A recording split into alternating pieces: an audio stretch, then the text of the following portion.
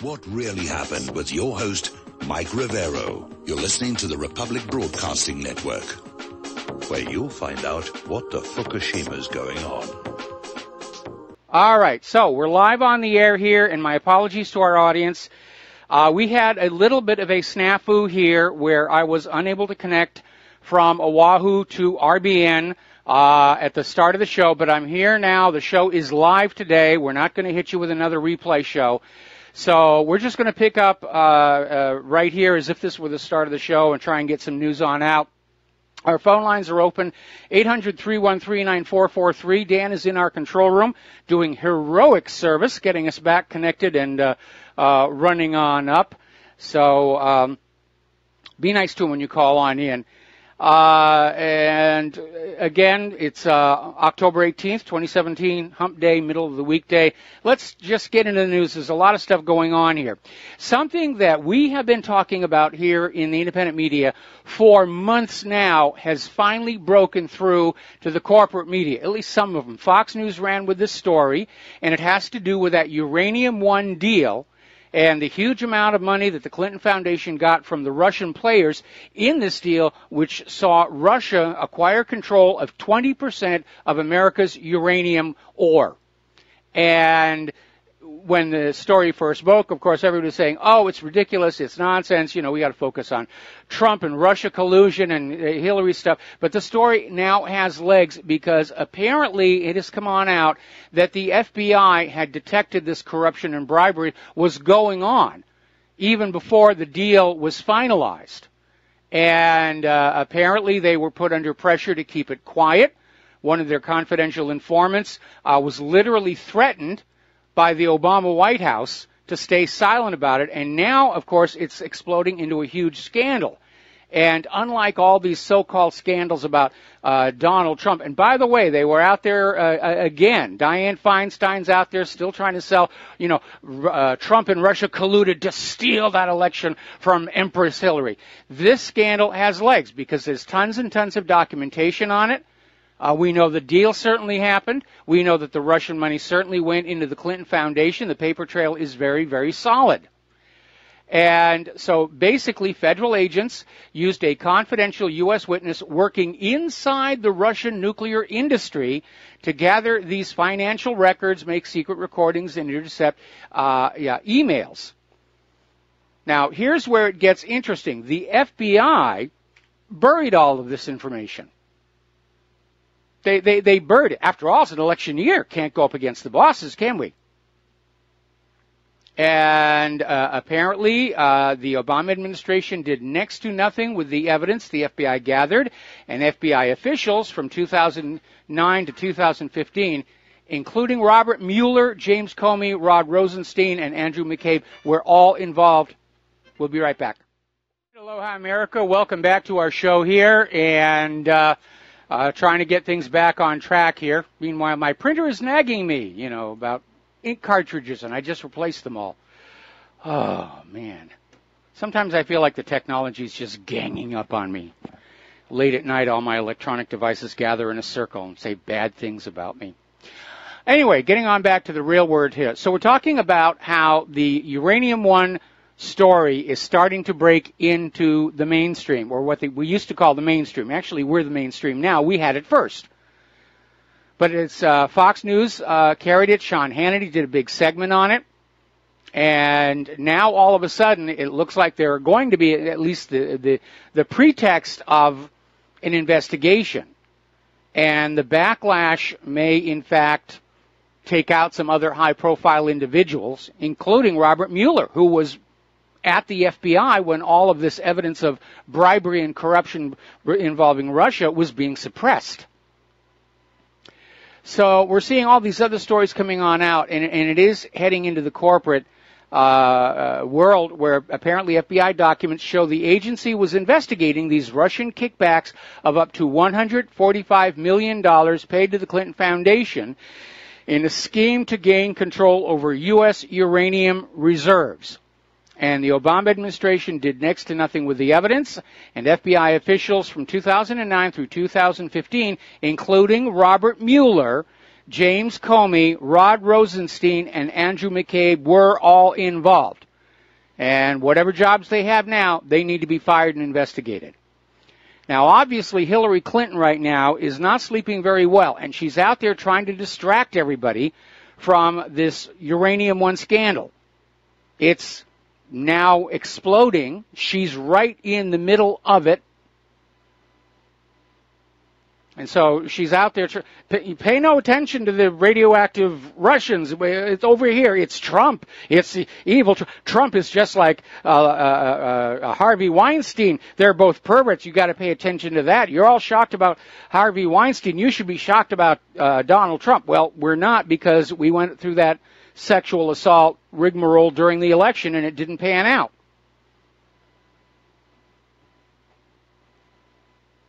So it looks like this uranium-1 scandal may be the device by which Hillary Clinton is finally permanently ejected from political life in a way that doesn't endanger the real dark secret, which is that narcocracy. Of course, the big issue is, will Hillary go quietly? And at this point, I wouldn't want to wager more than a nickel on her state of mind. Now, as a footnote to all of that, remember Christian Saucier, 29 years old. He was convicted of espionage for taking pictures when he was serving on a submarine of an area that is classified. And he didn't do anything with the pictures, and it was negligence, but they threw the book at him. And he's back in court now saying the fact that the Justice Department decided not to press Title 18 charges against Hillary Clinton, and she did far more than he did, calls for a reduced sentence. So I hope he gets it. It was definitely selective persecution, if you will. All right, we're going to grab a quick phone call here. Barbara in Florida, aloha. Welcome to the show. What's on your mind? Hello, Mike. What's on my mind is the fires in California, that sanctuary state. It just so happens that they arrested an illegal refugee. And these fires started in what they call the Emerald Triangle, and that's where they were growing pot for the recreational pot that just passed law in California. Well, so they're thinking that the drug cartels might have something to do with this. Well, I'm sure they're casting around there. I mean, the guy that they arrested claimed he set a fire to warm himself, but the temperature was in the mid-70s when that all happened. And, they're going to blame everybody for this. They're going to blame ISIS. They're going to blame, anti-vaxxers. Anytime there's a big disaster like this, everybody uses it to push their particular agenda. But it is a little ironic that after declaring itself a sanctuary state and open borders, and we welcome all these illegal immigrants in, it turns out that the first person arrested for the arson in all these fires in the wine country is an illegal alien. Anyway, thanks a lot, Barbara. We got to take a break for commercials, and we'll be right back. You are tuned in to the Republic Broadcasting Network. Visit our website by going to republicbroadcasting.org. Happen.com. Here is your host, Michael Rivero. And aloha, America. Welcome back to our show here. Now, Trey Gowdy, following the confirmation by the FBI that former Director James Comey had actually drafted out a letter exonerating Hillary Clinton before interviewing key witnesses in the email scandal, Gowdy now wants Comey to come back before the House Oversight Committee and say, okay, what the heck is going on here? So that is going to be opened up again.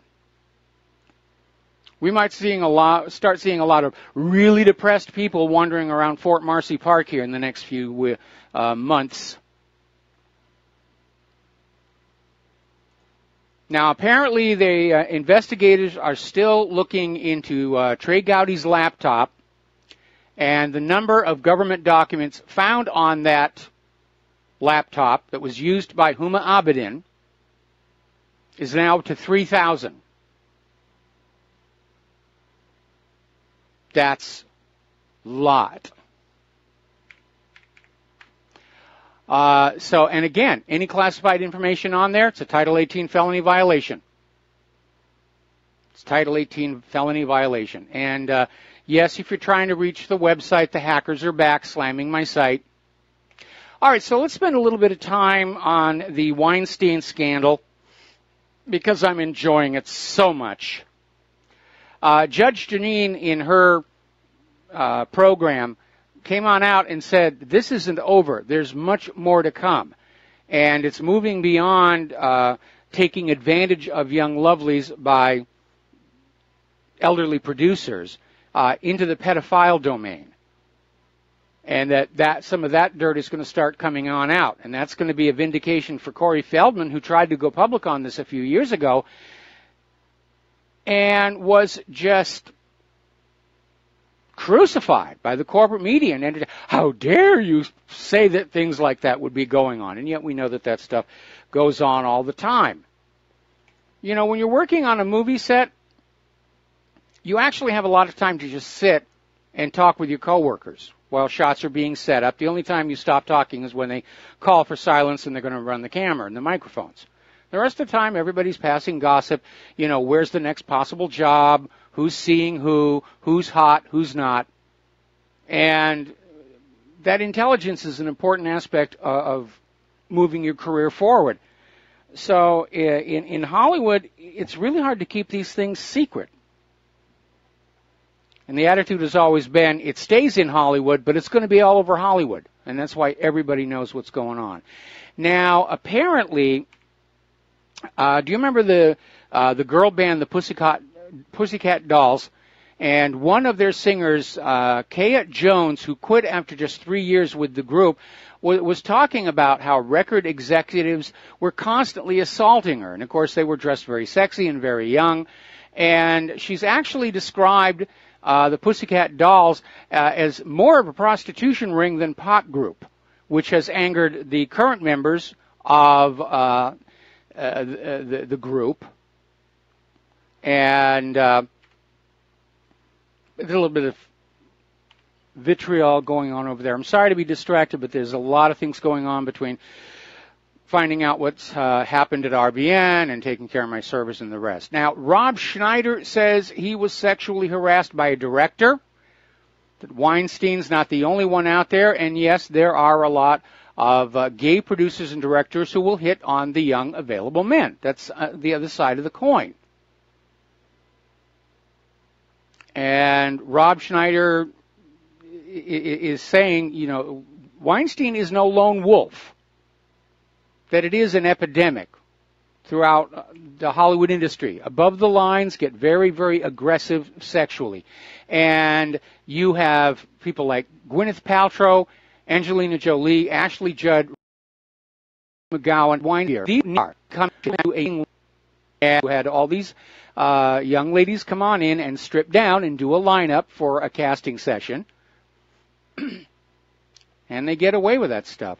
All right, let's take a phone call. Peter in Los Angeles, aloha. Welcome to the show. What's on your mind? Hey, Mike, I saw on your website about, I don't know, a week ago or something, where Harvey Weinstein was discussing how he was an Israeli, and there was a little clip, he was an Israeli in his heart and mind. Yes. And he is producing the Leon Uris novel, Mila 18, about the Warsaw Ghetto uprising, and talking and being interviewed and talking about this is about Jews with guns and how it's the birth of the modern Israeli who fights back and resists and all that sort of thing. And then I saw another article also on your site about, and it was Harvey Weinstein talking about how he wanted to go to sexual addiction clinic in Arizona, and that he also was going to devote his full time to taking on the NRA and gun control. Mike, well, you there? Yeah, I'm here. I know the phone line for some reason is cutting in and out, in line with the deteriorating infrastructure of the entire country. First of all, I don't think the NRA's got much to worry about because Weinstein has shot his own credibility. Nobody's going to be listening to him. He's gone. He might as well take his money and retire and live out his life in some place where there are no child sex laws like Thailand.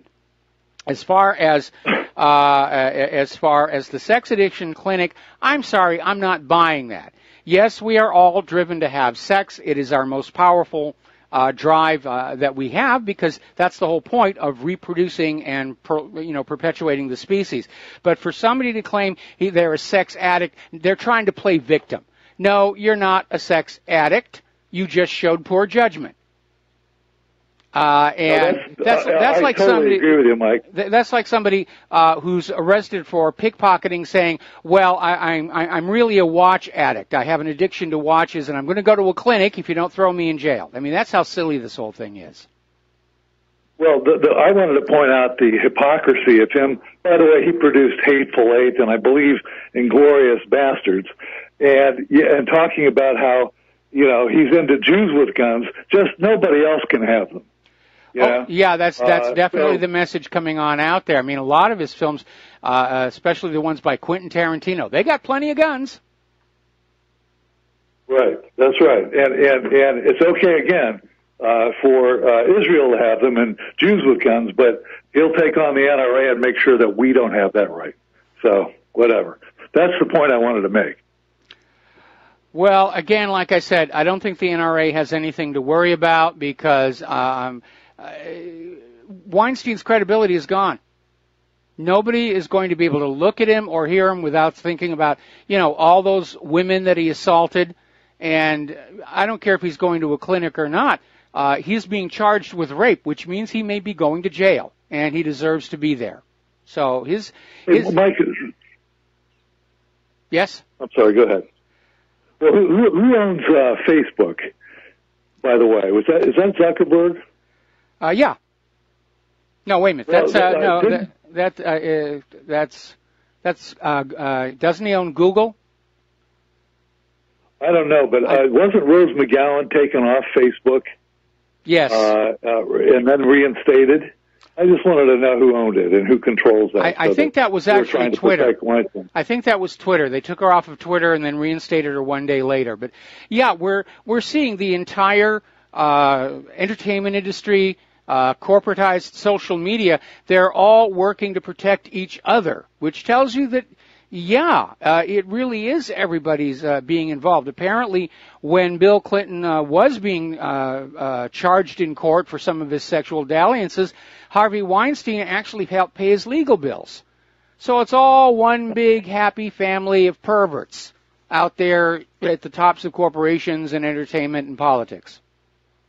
Was he on the Jeffrey Epstein plane ride thing with his island? I'm talking about Weinstein and Epstein. Were they an item? I don't recall that they were, but I'd be very, very surprised if Weinstein didn't wrangle an invitation there, because he's upper tier. He's entertainment. He's got money.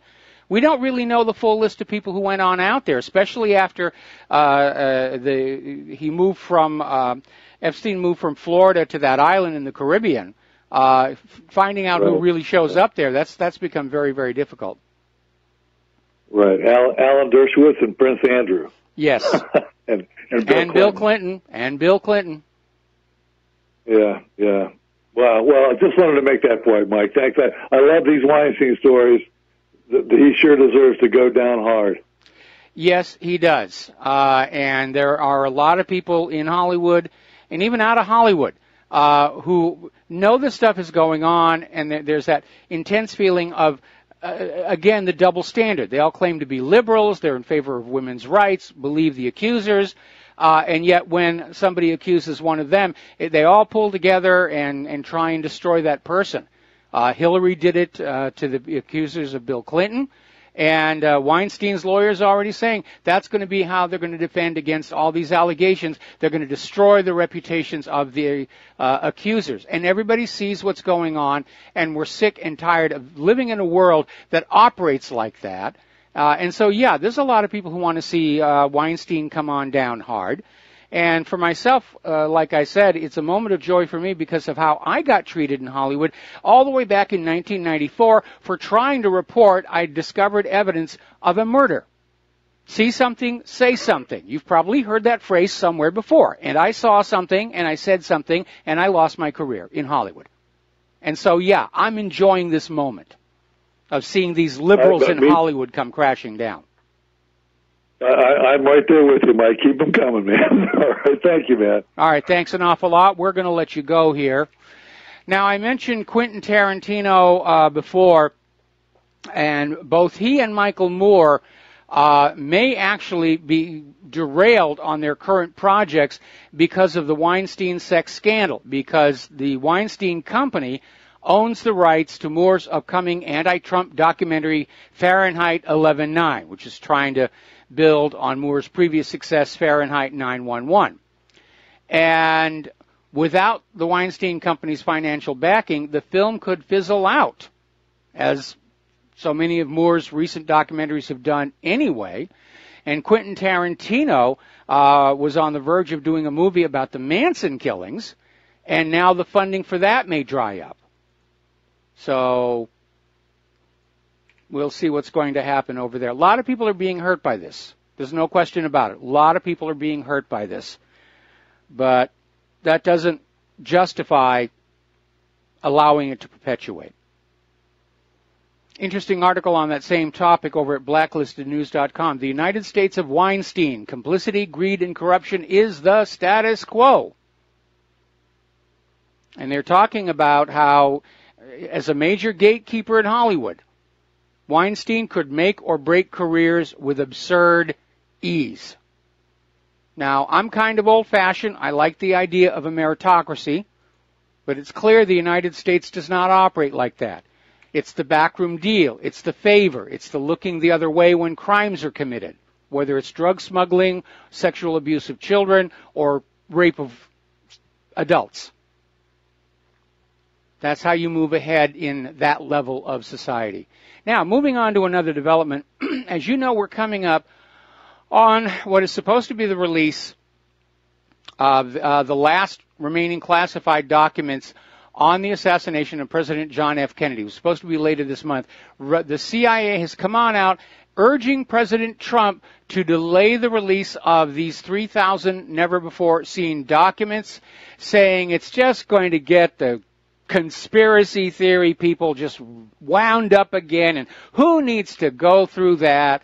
It was so long ago. Just keep them classified. And again, they're telegraphing that there's some stuff in there that may prove problematic to the official story. Now, after all this time, my assumption is they've already gone in there and sanitized the documents, but there's always the possibility they missed something, because the people they have sanitizing the documents, they're looking for certain specific items, but they don't have the overall plot or plan, and they can miss stuff. Now, turning to the war zones, apparently government forces cross the Euphrates and push on toward the Omar oil fields. That's the next point of conflict. Everybody wants to be in control of those oil fields and the money that they produce. Along the way, apparently 40 ISIS members were killed. 37 terrorists surrendered to the government forces on the final day of the operation. This thing really is about over. And it doesn't matter how the U.S. postures and changes the story and tries to proclaim victory over ISIS and Al-Qaeda. Those who know what's really going on are going to see it for what it is. It is a stunning military defeat for the United States.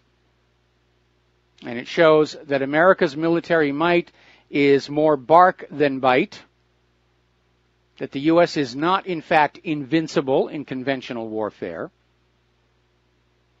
But still the war wagon rolls on, and Pat Buchanan is now out there suggesting that war with Iran is now inevitable because of Trump's declaration that the Iran nuclear deal is not in the national interest.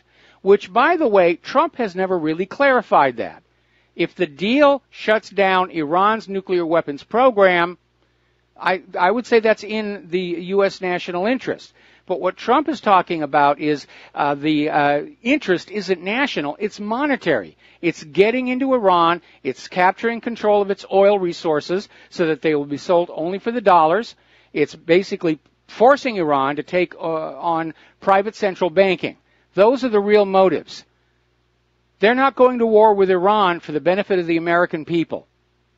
And the American people have every right to keep their young ones at home and out of this war.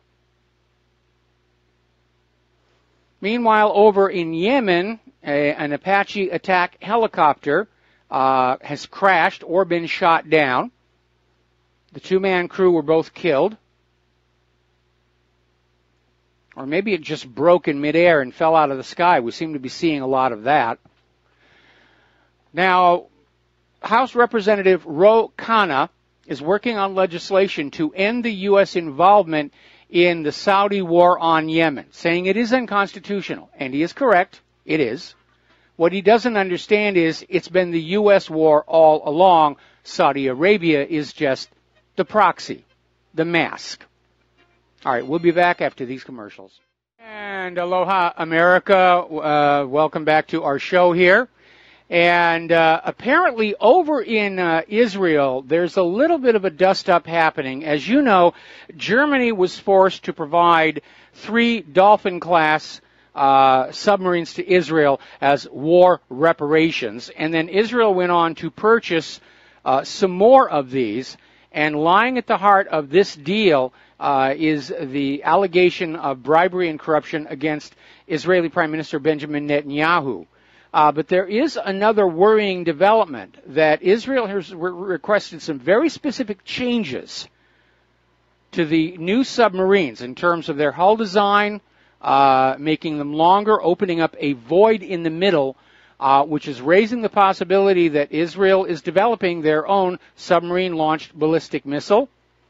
And again, Israel has never signed the Nuclear Non-Proliferation Treaty. Israel refuses IAEA investigations, and yet it's always at the forefront of pointing fingers at countries like Iran and North Korea and saying, they're the villains, why don't you go deal with them? And don't forget, Israel got caught trying to sell a nuclear weapon to the former government of South Africa. That all came out when South Africa had their little changeover, and the new government came on in. They were going through the files, and they said, whoa, look at this. This is interesting, and blew the whistle on that.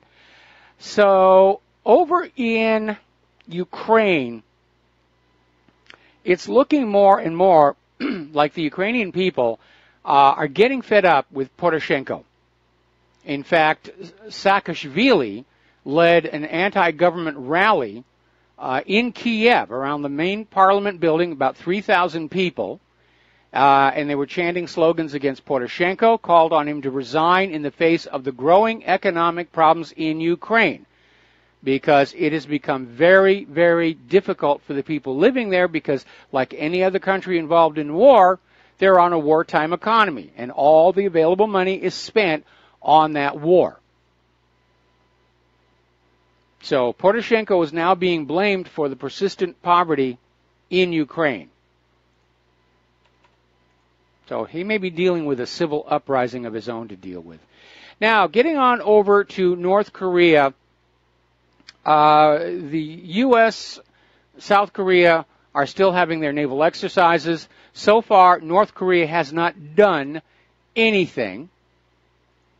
It's stayed quiet, no missile launches, no nuclear bombs. But I do wish they'd stop flapping their yap, because apparently a North Korean official reportedly told CNN, or maybe CNN just made this up, that diplomacy to end the current crisis is off the table until the Democratic People's Republic of Korea can counter U.S. aggression. And they're saying that their bellwether for that is having a missile that can reliably hit the U.S. East Coast and urban centers like Washington, D.C. and New York City, which tells us that they still haven't got all the bugs out of the Taepodong 2, which has the range to do just that. But they do have a sad history of blowing up during staging and going off course rather wildly, so they got to work that out. All right, we're going to take a break for station identification. We'll be right back. And aloha, America. Welcome back to our show, hour number 2. The phone lines are open, 800-313-9443. Dan is sitting in our control room. twiddling the dials, keeping us out of trouble, and ready to answer your phone call when you call on in here. We're talking about the various wars in the war zone. And apparently, early this week, the U.S. Army released their Training and Doctrine Command Manual, or TRADOC.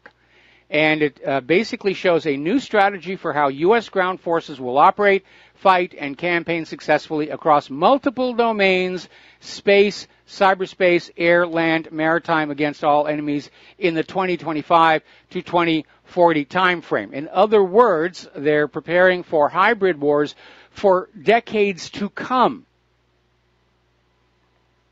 Remember, in the 1990s, the Project for the New American Century, their stated goal was 100 years of unending war by the United States to bring the war under the U.S. control. Looks like the neocons are still out there pushing this thing. But the new strategy under TRADOC calls for super-empowered individuals and smaller groups who are mobile and can simultaneously fight in every domain of warfare, which sounds grandiose. It almost sounds like they're trying to create the multi-role soldier, just like we have multi-role aircraft, which generally don't work too well. Okay, let's take a look now at the economic news. We're getting more and more signals from organizations like Goldcorp that silver bullion prices are set to soar. Silver's actually been, dollar for dollar, outperforming gold for quite a long time now. Gold is being manipulated. Gold is being held down to discourage people from abandoning their paper equities and getting into gold. But silver hasn't caught their attention, and silver has done very, very well. And the per ounce price of silver futures as of Friday was $17.41, and analysts say it's poised for a big climb, particularly as the gold to silver ratio stands well above historical averages. Silver is definitely undervalued compared to gold, and that's why everybody thinks that's going to be taking off right now. Little bit of concern here, and again, this comes out of Donald Trump refusing to recertify the P5+1 Iran agreement, and now talking about simply walking away from it, which has sent a message to the rest of the world. The American government is dishonest. They don't keep their promises. And we'd already seen that many times before. We saw it in Libya. Surrender your nuclear weapons. We promise we won't invade. Libya gave up their nuclear weapons program. They got invaded. Same thing in Iraq. Give up your chemical weapons. We promise we won't invade. Iraq gave up the chemical weapons. The U.S. invaded. Same thing in Syria. Give up your sarin gas. We won't invade. They got invaded. And now they're getting ready to do the same thing to Iran. Well, this awareness of the untrustworthiness of the U.S. government is now having repercussions in the global economic environment, where more and more countries are saying that using the U.S. dollar as a reserve currency is foolish, because you can't know what it's really worth, if it has any worth, because it's all based on wishful thinking and the true faith and security of the U.S. government, which doesn't have any. And the awareness that basically using the U.S. dollar as a global currency has never been run as a fair system by the United States. They took advantage of it for profit, to dominate other countries. And that's why so many countries are throwing off the dollar system, with Russia and China leading the way, which is why Russia and China are now being demonized in advance of a war to bring them back under the U.S.-dominated system. And unfortunately, the attitude that seems to be coming out of Washington, D.C. and the Pentagon is, yeah, we realize we might lose this one, but we're going to give it a go anyway. Because after all, it's not my kid. Apparently, over in Chicago, Alderman Edward Burke wants to end the war on cash. And he's basically authored an ordinance, which he submitted at last week's City Council meeting, to ban Chicago businesses from banning cash. And I think that really is a very, very good idea. And as I mentioned before, if you're not allowed to have cash, you're dependent on the banks, you're dependent upon the banking systems. And we had an event down here at the local Safeway where that electronic system that took credit cards, debit cards, EBT cards, all of it, it went down. We don't know if it was the internet went down or their local server went down, but we had a store full of people holding plastic cards that couldn't get to their money to pay for their groceries. They had to leave them behind. Only the people who had cash were able to walk out of that market with their purchases. We're going to take a moment here to do a shout out to our on-air affiliates who are just now rejoining our network. Now, as you know, another piece of fallout from our foreign policy is that more and more countries are starting to not want to do business with American companies, and they're going elsewhere. And a good example would be there was this country in the Middle East that was getting ready to buy a whole bunch of Boeing aircraft, and at the last second they pulled out of the deal and said, we're going to go on over and get our aircraft from Bombardier. Well, Boeing decided, well, to heck with you, we'll just acquire Bombardier. And all of a sudden, Airbus has come on in, and they're making a play for Bombardier. So Trump's foreign policy, or the neocon foreign policy, to be honest, it's harming us all. It's harming our businesses. They're literally sacrificing the entire country, all of its wealth and all of its people, for their dreams of glory. And again, if they're so anxious to have a war with Russia and China, I say we give them all parachutes, fly over Russia and China, and just kick them on out. Say, so long and have fun. You thought this was a good idea? Prove it to us.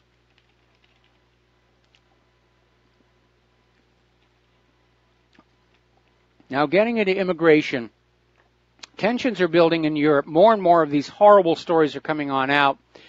And according to this article in the Daily Mail, they have interviews with the wives of men who were jailed for raping vulnerable British girls.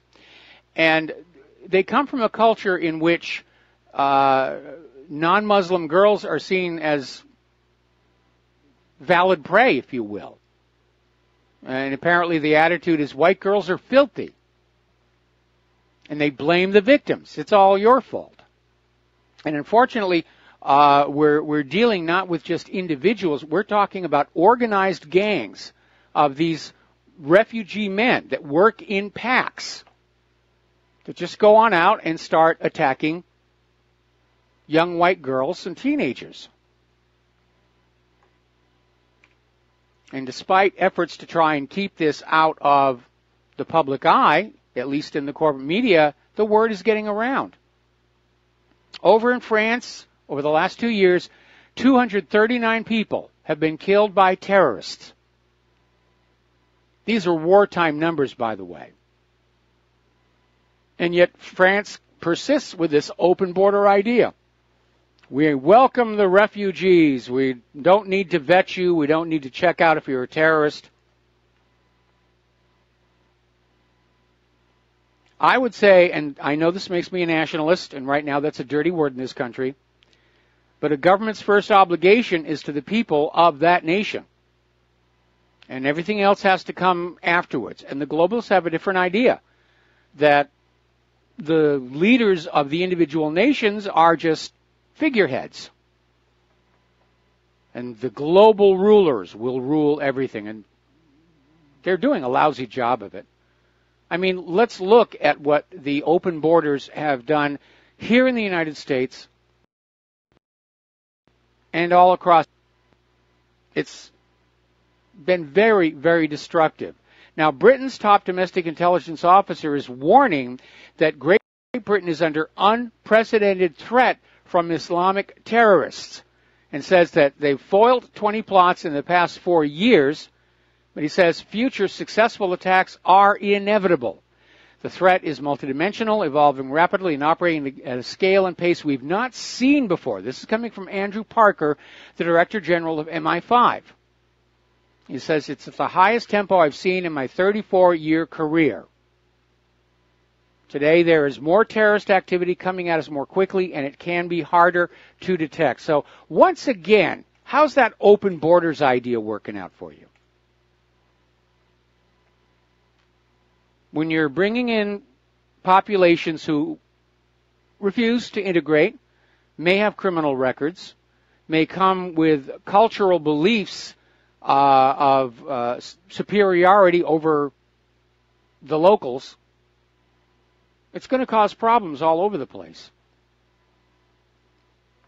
Now, over in Austria, as you know, they had an election, and a nationalist, Eurosceptic, won.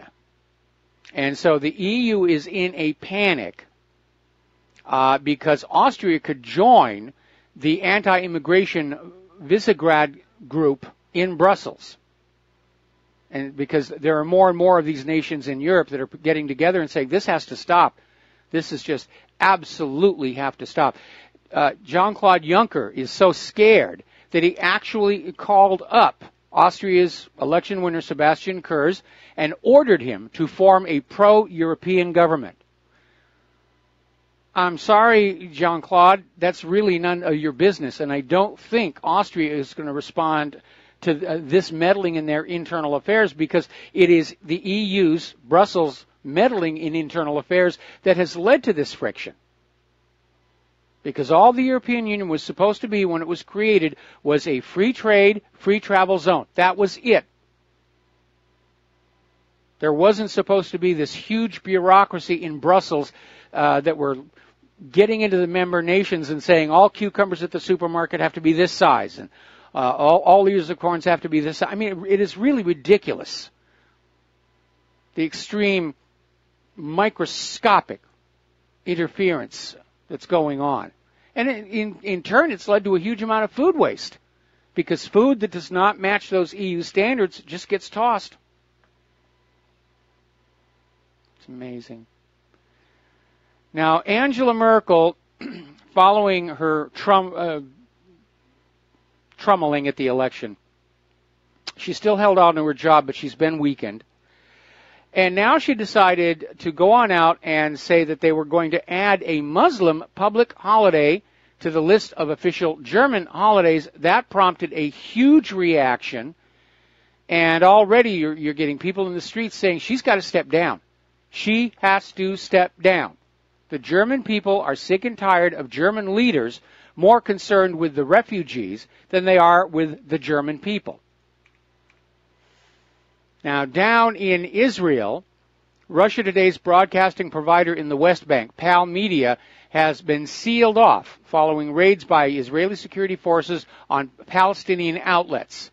And the raids led to the closure of some broadcasting stations suspected of inciting terrorism. They can't actually say that they were, but this is Israel basically trying to shut down any media that does not support the official story. And we're starting to see the beginnings of that. Some way to pin it, and that's intense, because as Uranium One story starts to gain traction in the corporate media, it's going to vindicate the independent media who had that story months ago. Now, getting into the world of politically correct, and I think this is a good illustration of how liberalism can really get things so wrong.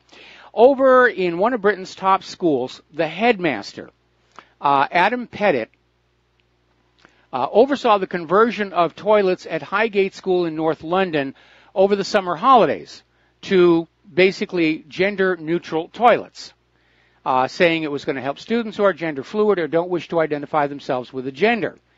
And he claimed at the time that young people were pleasing and accepting and sympathetic to this whole situation. However, apparently the reality all these weeks later has sunk on in. The students at the school and the parents are very upset. They're concerned about children who are going in and using a bathroom that was used by a member of the opposite gender. It makes them uncomfortable. And maybe it was kept the boys' room and had off to the side a gender-neutral room. But there's a lot of people who are very uncomfortable using the room that is they are born with blank minds, and that everything we think and feel emotionally comes from the environment, from the outside, and that if you could control the environment, that you could control what people are thinking and feeling. And the issue of Samoa was that Margaret Mead went down there and claimed to document a society in which young people transition from childhood through adolescence into adulthood without the normal emotional traumas that we all see around us. Aha, I found a society that doesn't have these emotional traumas, therefore it proves these traumas are created from the outside. And Margaret Mead in her book were lionized by the liberal establishment, and this theory that the mind is born blank and everything in it comes from the outside is the bedrock, the foundation of the liberal agenda and dogma, if you will. But it turns out it's a fraud. Margaret Mead made a lot of bad mistakes in that book. She writes about Samoa being a promiscuous society, because Hawaii at that time was. But each of these little islands out here, they're an isolated cosmos. They all develop individual civilizations. And the Samoans are rigidly monogamous. And as it turns out, Margaret Mead didn't really go on out and do a lot of research in Samoa. She made friends with 2 local girls, and she just talked to them. And she asked them leading questions, and to be polite, these young girls gave her the answers she obviously wanted to hear, not knowing that she was going to write a book out of it. And years later, the government of Samoa located these 2 friends and took depositions from them saying that, yeah, basically Mead came in with a pre-desired outcome and we just shrugged and talked story and went along with it. But if you really study her book, and there are many who have already come on out, it's a fake, and that means their idea, their article of faith that they can change what's in your head by changing the environment is not real. We are products of what we inherit from our ancestors, multiplied against our life experiences, each of which are unique. And this is why so many of these liberal experiments fail miserably. Because they're all founded on that belief that if there's enough manipulation, if there's enough coercion, if there's enough paint on the wall, that the liberals can get you to think the way the liberals think you ought to think. And it never works out. And nobody has the courage to question that prime assumption behind the liberalist philosophy. We'll be right back after these few words. And aloha, America. Welcome back to our show. The phone lines are still open, 800-313-9443. Sam has now taken over in our control room for the remainder of the show. So, again, be very nice to him when you call on in because he's doing us a big favor. Getting on back to liberalism and the very bad mistakes it makes on this assumption that we are all born with totally empty minds and that everything we think, know, or feel comes in from the environment. And it's a bogus idea. It's a combination of both. Margaret Mead's book was an intellectual fraud. And that's why they keep coming up with these ridiculous liberal ideas that keep falling flat on their face.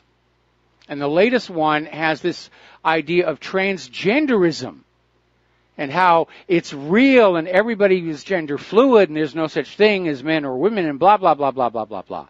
So there was this article over at The Blaze talking about a pediatrician who's come on out and said, you need to understand something. Okay, you're not helping these kids deal with issues of gender identity. You're confusing the heck out of them. You're basically sending a message that they're supposed to be confused about gender if they want the approval of mommy and whatever the other one is. But this pediatrician is out there saying what they're actually doing to the kids, they're treating puberty like a disease. Because they're injecting these kids, normal, biologically healthy kids, with these puberty blockers. They're arresting a normal process which is critical to normal development. This is very bad for kids. They're turning them into monsters to line up with their liberal ideology. And they're doing it to kids who are really too young to understand what's going on. But that's really what it is. It's chemical castration. And again, they're forcing an idea, an agenda. There was that woman who forced her son to live like a girl and is now forcing drugs on him to trying to start the process to turn him into a girl. Not even a word of what the son wanted. Just mommy wants a little girl instead of a little boy, and so we're just going to do some engineering here. It's amazing here. All right, a little bit of good news. If you live in Los Angeles, look up in the sky. It's a bird. It's a plane. It's a drone. Apparently, the Los Angeles Police Department has sought and received approval for a drone pilot program. They've been talking about this for several months. The Board of Police Commissioners approved it. These drones will not be armed. They are purely for surveillance, at least for now. So they'll be up there. And speaking of drones, what happens there. Now, drones are a lot of fun, and some of the ones they use for news coverage, they're expensive, but they're very, very good. But sooner or later, one of them is going to fall onto that crowd. And I wonder what's going to happen at that point. Let's talk about Las Vegas very quickly here. There was this young lady. We reported on it last week. Kimberly Sushomel. And she had been out there publicly saying that she was convinced there were multiple shooters, that the official story was completely bogus. And then all of a sudden, a few days later, she dies in her sleep. She's 28 years old, no known health problems. Everybody says, what the heck is going on? As it turned out, she had been talking about forming a group of survivors and witnesses to go public, saying the official story was false. We'll be right back. Aloha, America. Welcome back to our show here, and we're going to go right to the telephones here. Richard in Alabama, aloha. Welcome to the show. What's on your mind? Well, I heard you talk about these feminizing vaccinations. Now, I was a child during World War II. Mm-hmm. I got a whole bunch of vaccinations, and I got the Guillain-Barré syndrome. I was paralyzed. Oh, man. I couldn't move for a week. And after I recovered from that, my testicles withdrew up into my abdomen. And they didn't come down for about 5 years. I missed my puberty. I missed my growth spurt.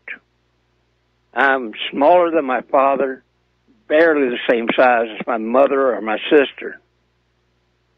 And my life has been terribly ruined by these vaccinations. And I can't help but notice that a certain demographic is not bothered by these vaccinations, either because they simply refuse as a group, to submit, or because maybe they just have so much testosterone that they just can overcome the damage. But I was sterilized, and my life was ruined by these vaccinations. And it happened way back under Harry Truman. And everybody was so patriotic about, oh, we killed Hitler, and everybody was excited about killing Hitler, and that was our, we felt like we could do no wrong. Boy, we were doing a lot of wrong, and they ruined my life. I was forever feminized and sterilized. And so my social life has been crippled. And I'm an old man now, and I just heard you tell something about my experience. But this is not new.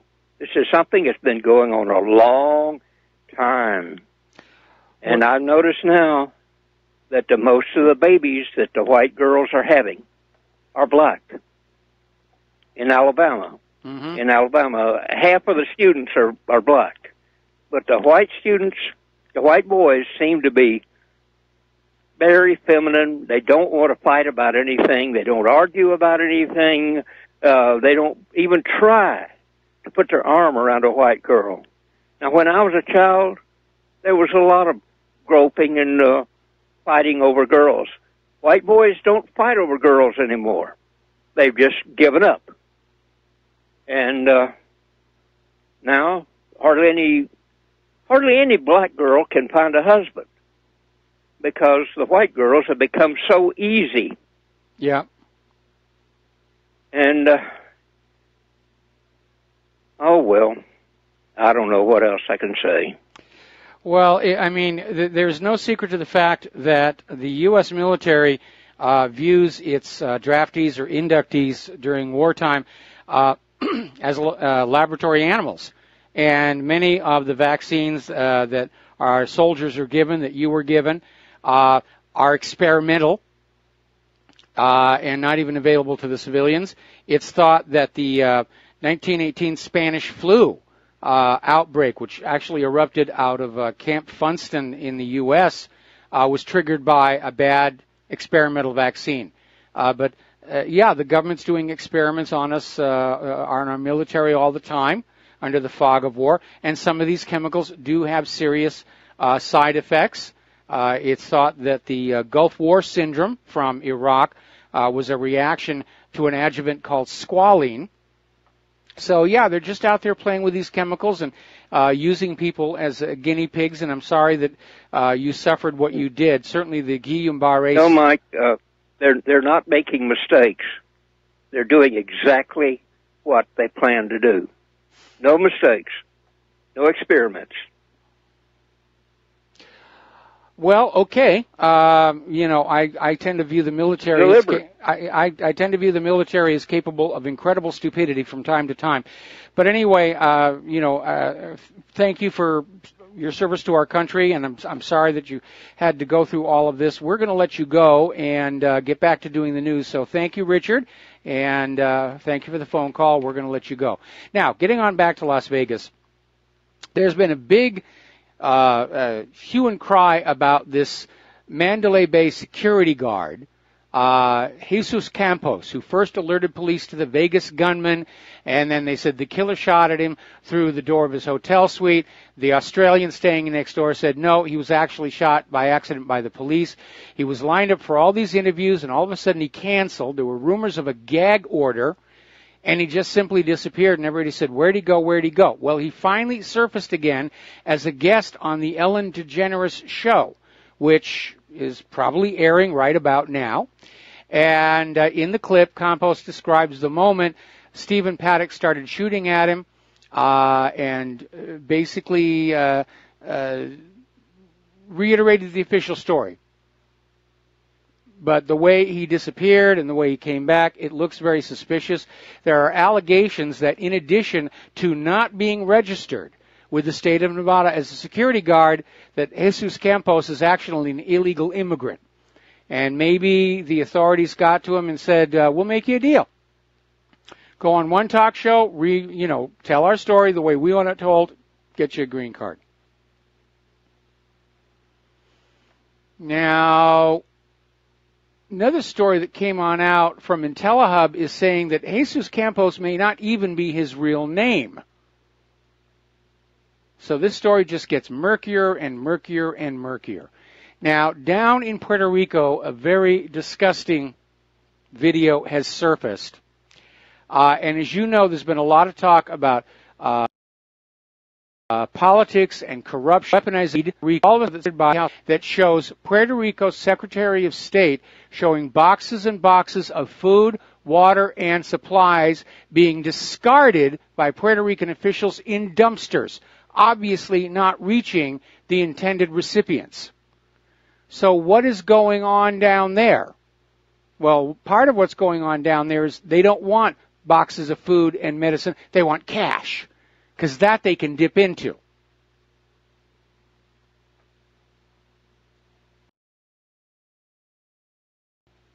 Ricans need, other than their current political leadership, they need somebody with humanity to be out there. Over in San Diego, their hepatitis A outbreak has now reached 19, and it's a one-person increase over last week. That's the number of deaths here. The case counts increased from 490 to 507, according to the County Health and Human Services Agency. And it is primarily emerging among the region's homeless and drug-using population. We already know it's reached Angeles area. Show up very quick. The homeless are living the lives of the hobos, and it looks like we've got another problem with Skype. Not getting our signal. Let me look at this real quick. Skype has just been really, really terrible over the last few days. And no, it says that it's okay right now. So we've got something else is going on. All right. Let's see. Is that better? Oh, it's clearing up for now. All right. Momentary glitch. Maybe the hamster tripped over in that little wire wheel thing. Now, here's another article that came on out. This is from Blacklisted News. Fraud, exploitation, and collusion. America's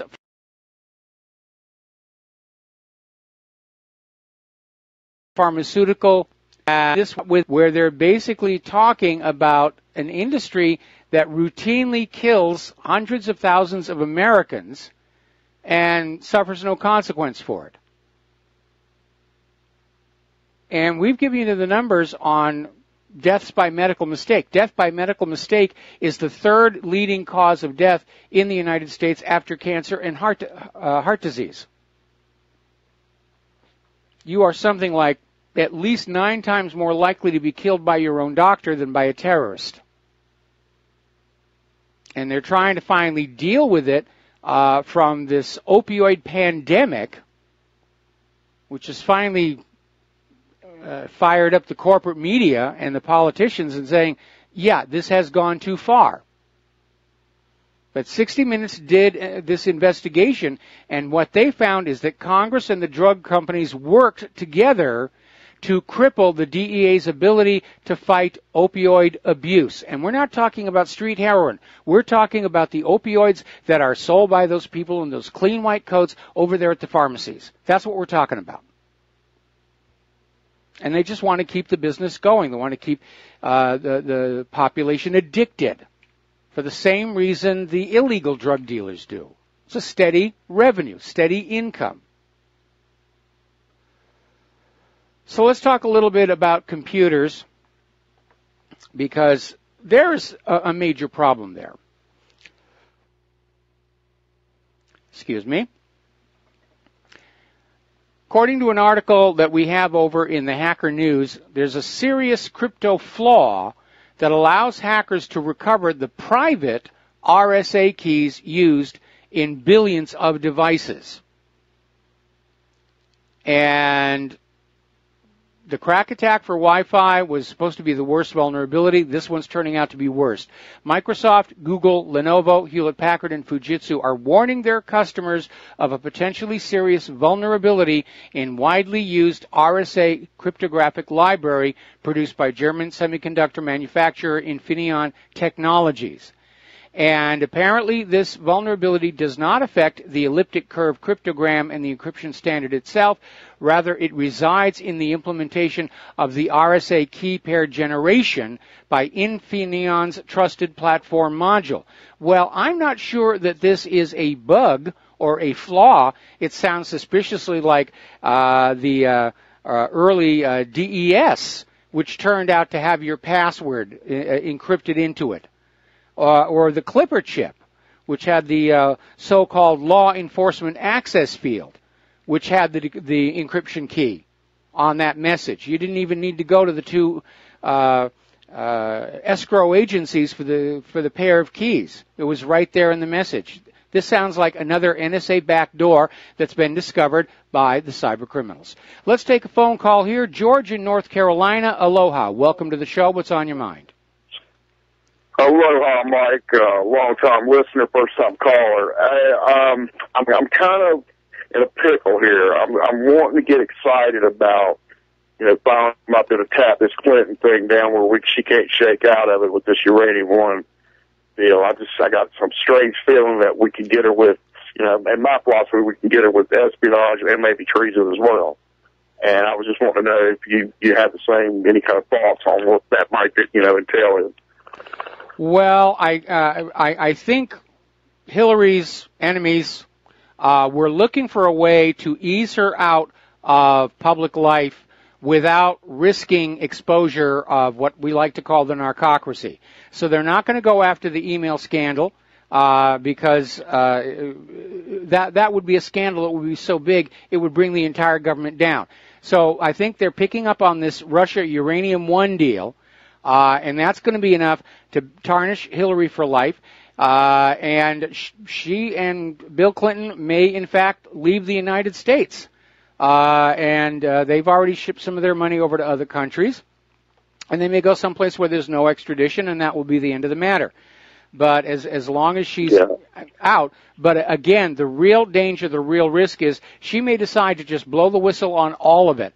The gun and drug running by the CIA back in Arkansas in the 1980s, all the people who were using the Clinton Foundation as a slush fund or a tax avoidance scheme, she could blow it all on out, and that would be a big enough scandal to bring the whole government down. Well, I think that would give somebody in the deep state or elsewhere the authority pretty much to take her out, and that would almost be as well as put her in jail, I believe. Well, we'll see what happens. Again, I'm sure that the Clintons and all their friends are out there saying, no, don't go with this, don't go with this. We're going to ruin everything here if you dare prosecute Hillary. But I think we might see Bill and Hillary decide it's time to retire to some other part of the globe. All right. Well, I hope that's not Hawaii for your sake. Well, yeah, I hope so too, because every time Obama would come out here for Christmas, I mean, the traffic jams were unbelievable. But I meant someplace without extradition. Maybe they could go back to Haiti. I'm sure they'd be welcome there. Now that would be justice. They would really love them down there. Oh, absolutely, absolutely. All right. Well, George, thank you for the phone. Oh, did you have something else? I was just going to tell you, you do great work, man. I've been listening to you for almost a year and a half every night. I'm pretty hooked now. All right. Well, thank you very much for the phone call. We're going to let you go. Getting on back here to the news, again, about the computers. Apparently, and this is being reported over in shtfplan.com, there's a massive Wi-Fi flaw that affects all connected devices. And it's followed up with the question, you have to wonder if it was corrupted on purpose. And we know that the NSA, in the age of computer encryption, has gone down the path of forcing back doors into all of our electronics to be able to spy on us. And unfortunately, the bad guys find those doors. So apparently the security protocol, the WPA2 protocol, is now has a flaw in it that exposes wireless internet traffic to malicious attack. And again, The bad guys are winning on this one because the government's too busy blowing up the rest of the world. We're going to take a brief break for some commercials, and then we'll be back with a phone call. So stay tuned. We'll be right back. And aloha, America. Welcome back to our show. We're going to go right to the phones here. James in Atlanta. Aloha, James. Welcome to the show. What's on your mind? James, are you there? Going once? Going twice? Okay, well, we'll put him back on hold and see if he shows on up. Now, one of the gizmos that the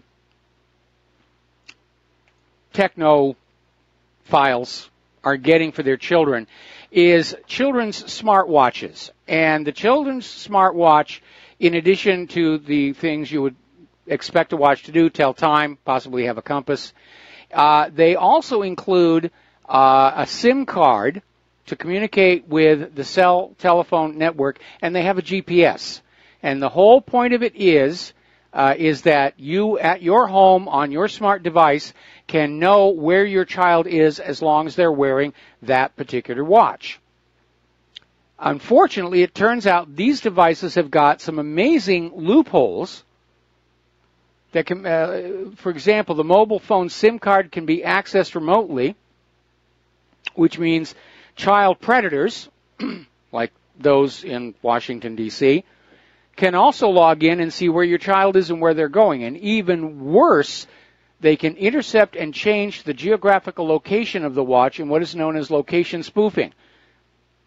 So when you're looking on your device at home, it's going to say your child is, at the schoolyard, when in reality he's being taken somewhere else.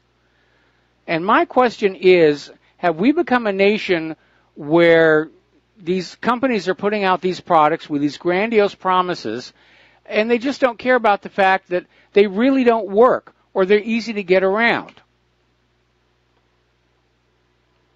There are so many flaws in our system, and a lot of them are, in fact, there by design, courtesy of the NSA.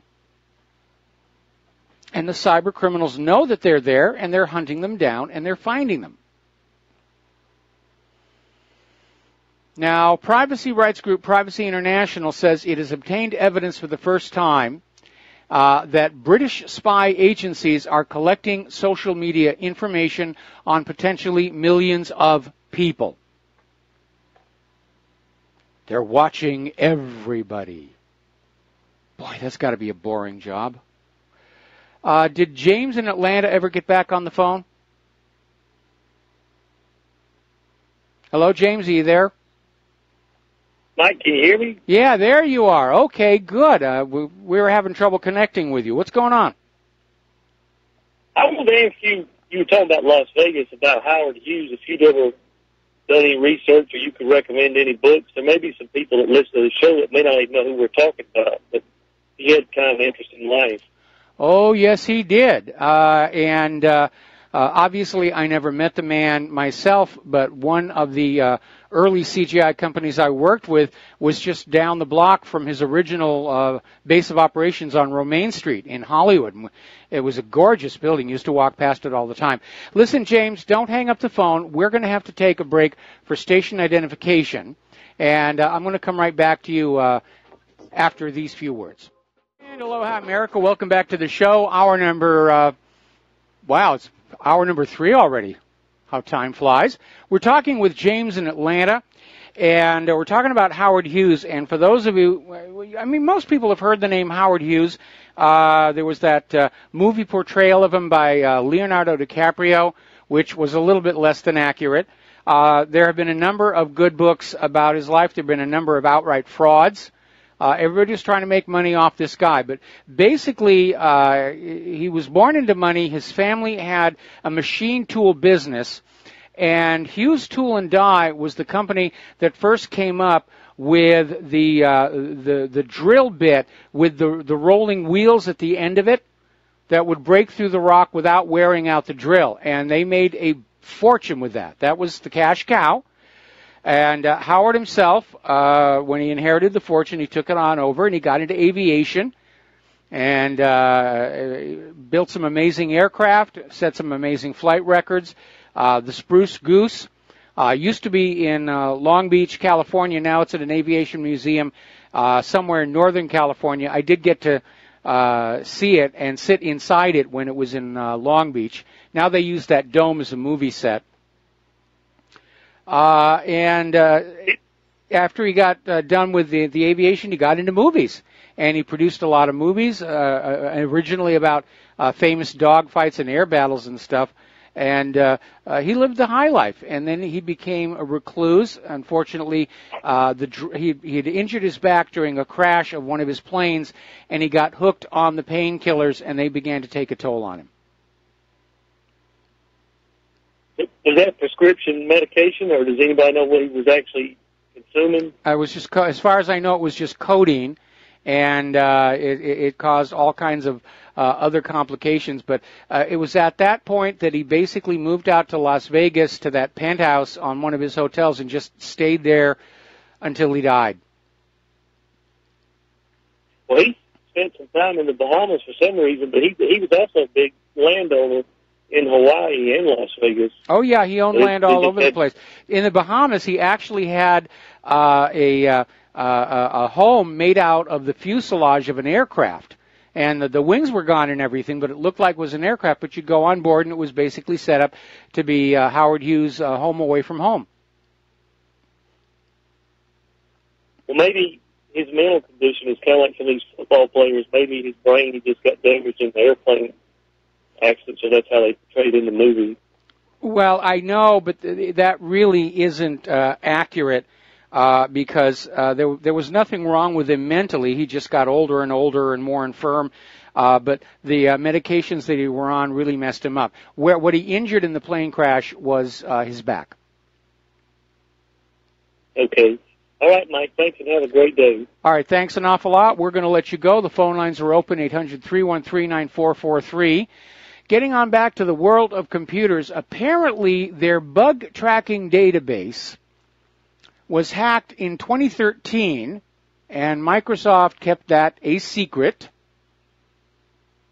And we're starting to see this pattern where all of these companies are trying to hide the fact that they've been breached because it looks bad to the public.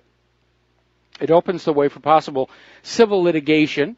And in general, it's creating a public climate against that idea of shared information in the cloud. We want our information at home, under our own control, on a little portable flash drive, a little shirt pocket hard drive. I have one around here somewhere I was going to use as an illustration. We want our data under our control because of all these breaches.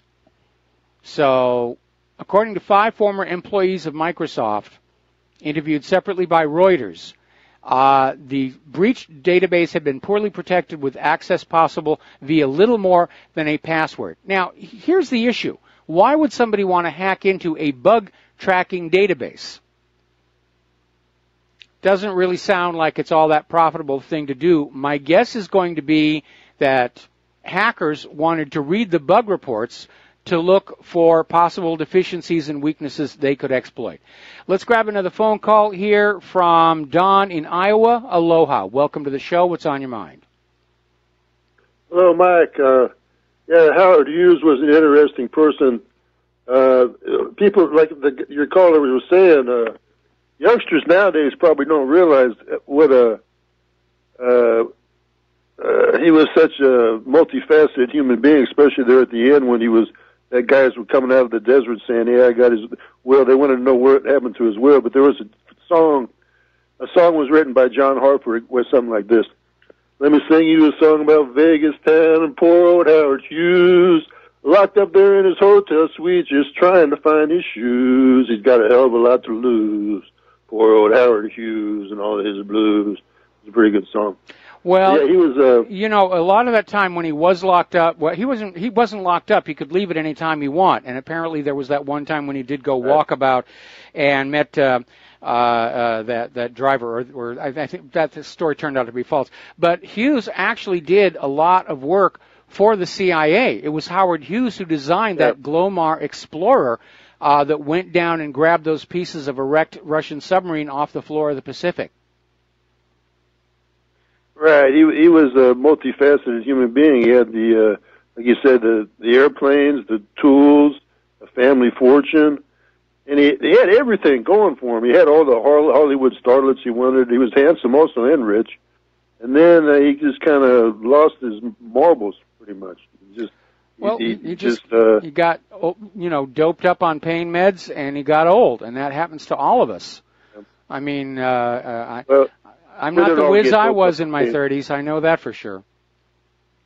Right, but we don't lock ourselves up into a hotel room with a bunch of Mormons taking care of us and grow our fingernails 3 feet long and all this kind of stuff. Well, I'm locked up in this room here in Hawaii with the lovely Lady Claire. Well, you got a maid then. No, absolutely not. She'd be very unhappy to hear that. Anyway, Dom, we're going to let you go. Thank you for the phone call. We're going to do a quick shout-out to our on-air affiliates who are just now rejoining the network, and we're going to go right back to the phones to James in Ohio. Aloha, James. Welcome to the show. What's on your mind? Hi, Mike. I was looking on the politically incorrect board on 4chan, and they had a thread about 25 suspicious facets of Jesus Campos Ellen interview. And some of the points are kind of iffy, but a lot of them are good. Like, first of all, why is he appearing on a daytime talk show rather than CNN or a supposedly serious journalistic venue? His body language was hunched over. She brought out a laser pointer and had a big screen with, schematic or whatever of what happened. So apparently she's never done anything like that before.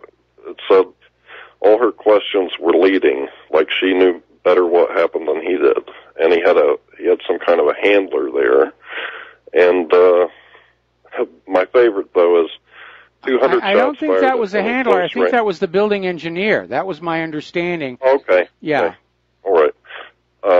Yeah, it does say something about an engineer, in fact. But my favorite is 200 shots fired at him in close range down a narrow hallway he is trapped in for 15 minutes. He is grazed once in the leg by a guy who had the drop on him and who then hit 500 or so people from 500 yards away. Well, yeah, the story doesn't pass muster. I think the idea about bullets sprayed down the hallway, first of all, in all the initial photos that were allowed out of the outside of the room, you're not seeing a lot of bullet holes. Right.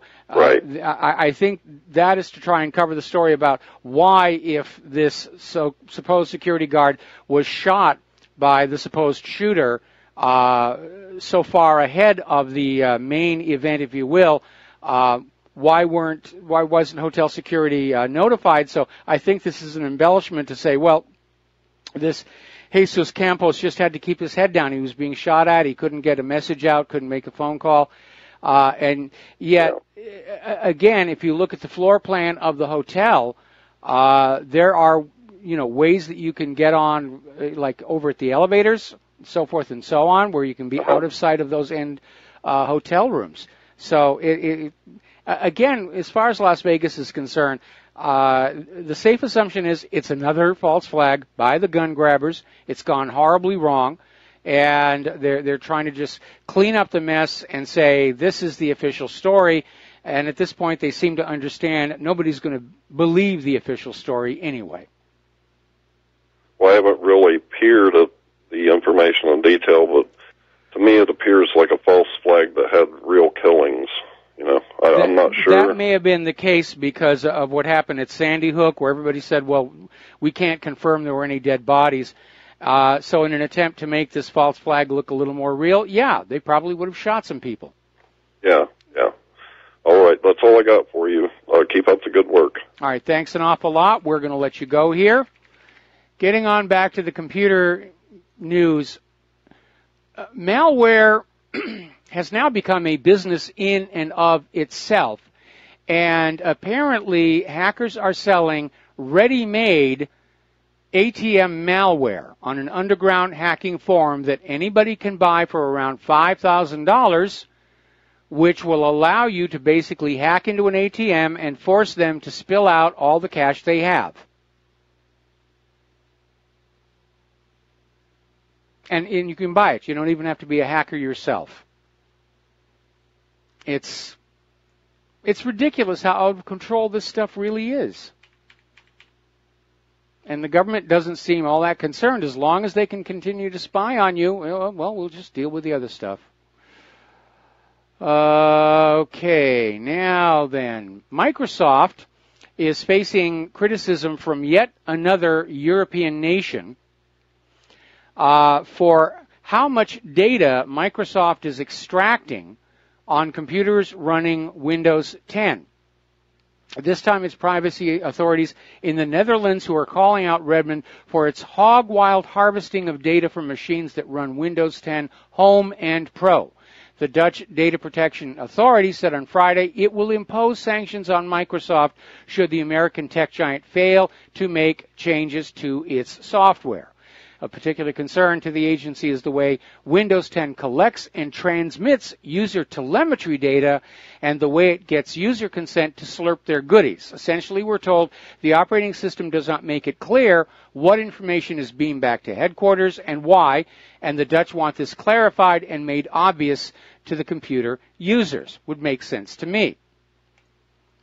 Now, over in Britain, intelligence agencies are fingering Iran for a brute force attack on the UK.gov email accounts.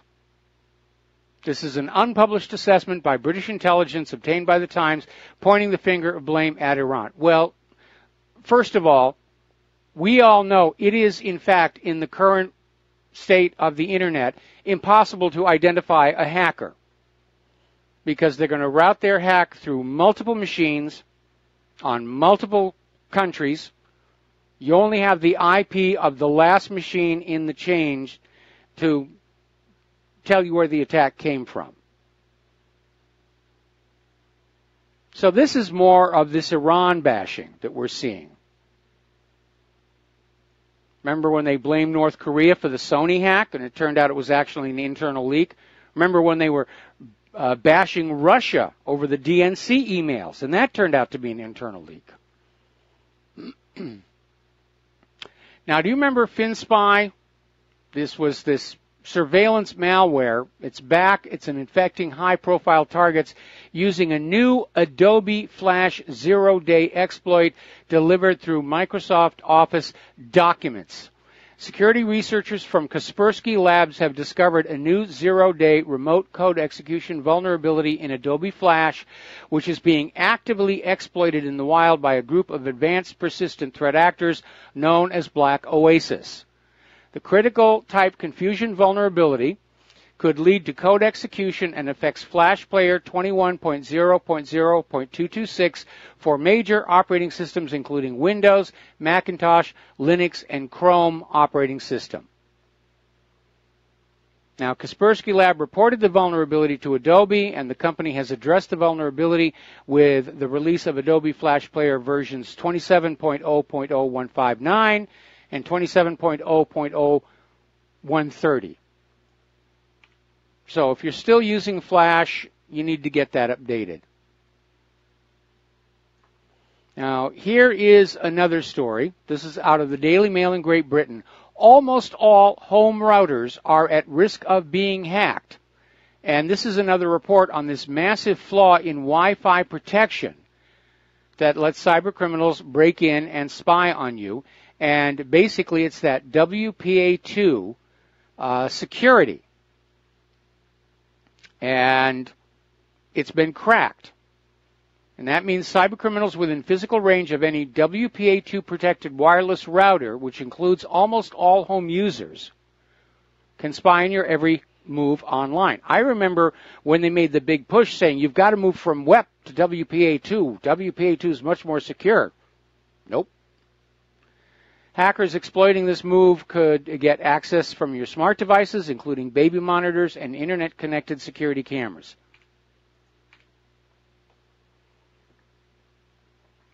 So it's just wild out there. And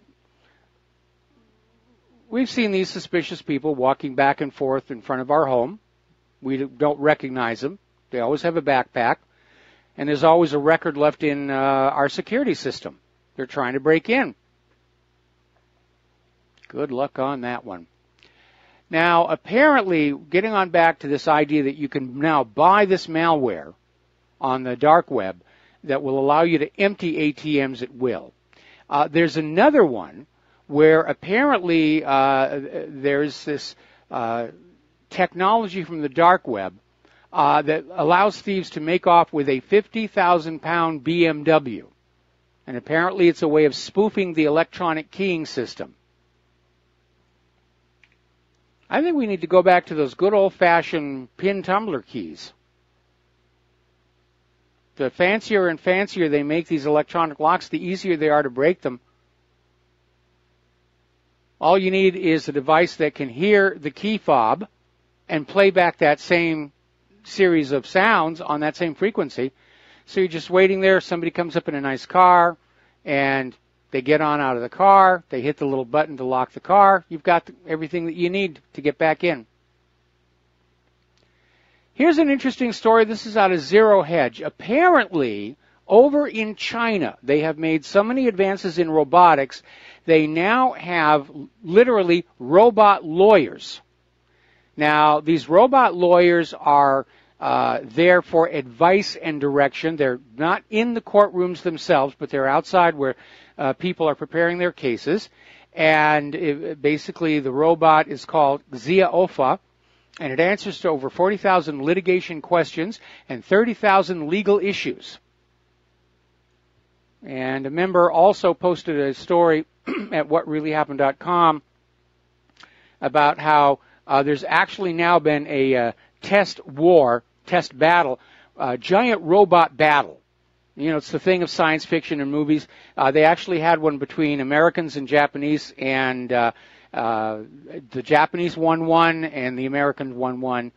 And it certainly looks like an interesting area of development. Getting on back to the computers here, to nobody's surprise, the iPhone 7 is outselling the iPhone 8. And the reason is very simple. Experts are saying that for the increase in price to go to an iPhone 8, there's a lack of significant enhancements. I mean, I remember when smartphones first came on out, and there was a lot of room for new things to be in them. They've thought of everything. They've thought of all the apps. So the big push for the iPhone 10 is the facial scanning, which broke down on its first live demo.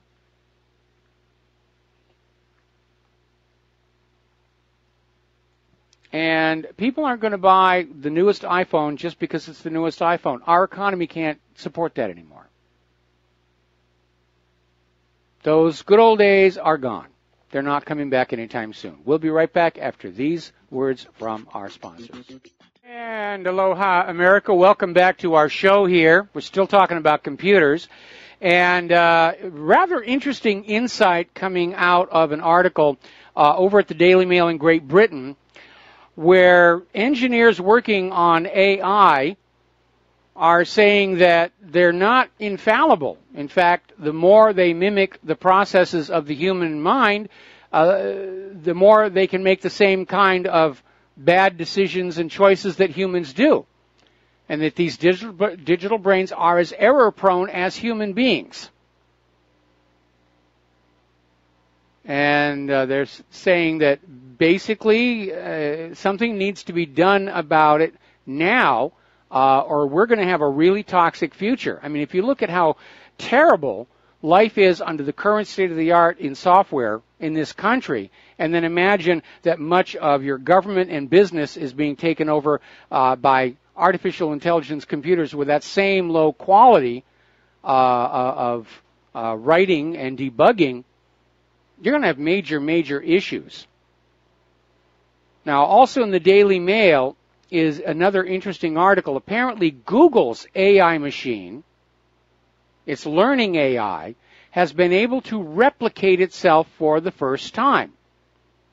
And that is a major step where an AI system which has learned is able to create a copy of itself with the acquired knowledge on a whole new hardware platform.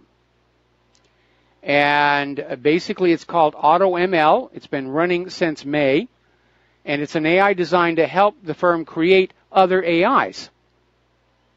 And so now they literally have them evolving, self-learning, and breeding, and these machines can learn without human input.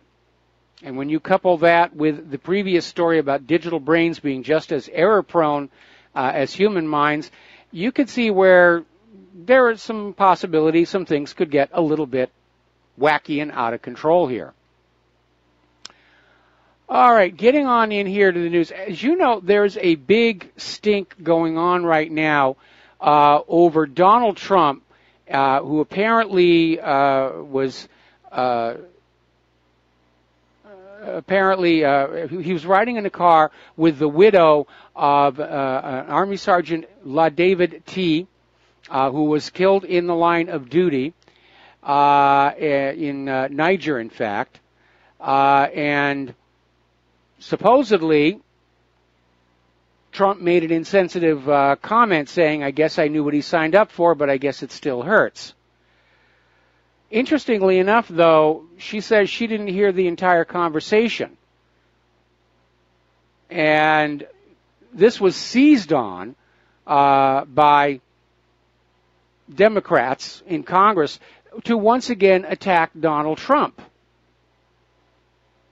And apparently Donald Trump does have a copy of what the conversation was from his end, and it supports his version of the story, saying that this Democrat congresswoman just fabricated this claim to go to the media. Oh, Donald Trump, bad Donald Trump. Pay no attention to Hillary and the Uranium One deal. I mean, that's such old news. I mean, anybody who's even looking at that, you must be working for the Russians.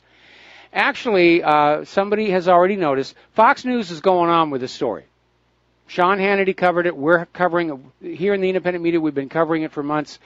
But apparently there's nothing about this Uranium One corruption investigation on BBC, NBC, ABC, CBS, Reuters, or CNN.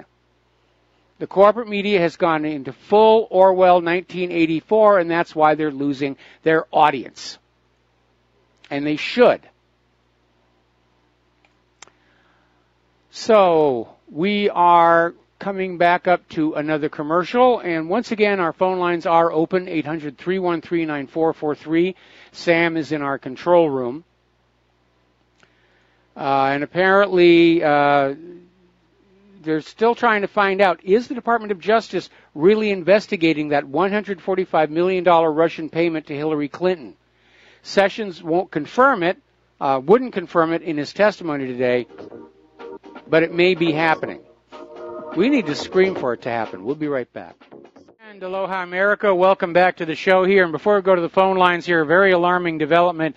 Iran's military chief has warned Israel against violating Syrian airspace in the wake of this week's attack by Israel's Air Force on an anti-aircraft battery in Syria. And, of course, this also links back to this still unconfirmed rumor that the Syrians actually shot down an Israeli F-35 using a Soviet-era S-200 anti-aircraft missile, which is a huge embarrassment for Israel and for the makers of the F-35, or as I like to call it, the Fireball F-35.